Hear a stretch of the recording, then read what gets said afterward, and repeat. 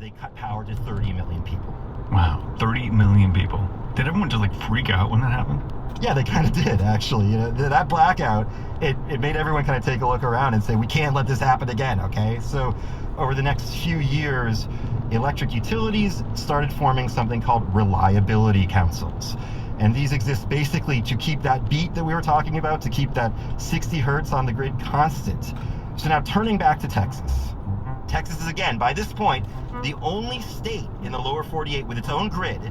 So it creates its own reliability council. It's called the Electric Reliability Council of Texas, but here we just call it ERCOT. And so how do they make sure that supply and demand are, in balance? They do it by being the grid's traffic cop. ERCOT basically tells companies who generate power when and how much power they need to put on the grid to meet the amount of demand. Or if there's more demand than there is supply, they can also order power companies to cut service. And this is what you call a planned blackout. It's a tricky job, and it became trickier later on during the oil crisis of the 1970s.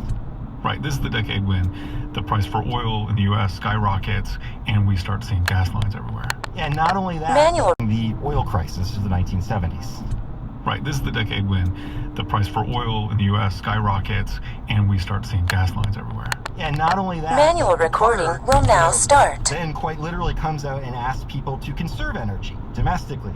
If you're cold in your house, don't turn up the heat. Just put a sweater on. Put a sweater on. Many of these proposals will be unpopular. Some will cause you to put up with inconveniences and to make sacrifices. The most important thing about these proposals is that the alternative may be a national catastrophe.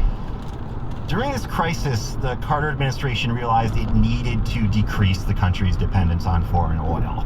And part of how they went about incentivizing companies to produce more energy domestically was by deregulating the energy markets. Through a new top-level review process, we will do a better job of reducing government regulation that drives up costs and drives up prices. The idea was that deregulation would spur oil production in the U.S. by encouraging investment, and at the same time, they argued that it would drive down energy prices by creating competition. And so we're seeing the baby steps of the philosophy of letting the market decide at this point. Right, and deregulation really gained steam in the 80s under Reagan, so that by the 1990s, politicians were talking about deregulating the electricity market, which, like we said, was always kind of run by monopolies. So again, this is where Texas comes back into the picture. In the 1990s, deregulation came to Texas in a huge way. We got out a napkin, and then we kind of drew out the direction we thought it ought to take if we were going to deregulate. So this is David Sibley. He was a state senator in Texas who led the efforts to deregulate back in the 90s. Sibley and a few other legislators had this unique plan for Texas, and he says they drew it up on this napkin, on the back of a napkin. But basically it would let people and businesses choose. They were not a fan of the David Sibley plan. or himself probably as a person, actually. No, they were not, because suddenly they wouldn't be. We had a private utility executive, told them what we were going to do.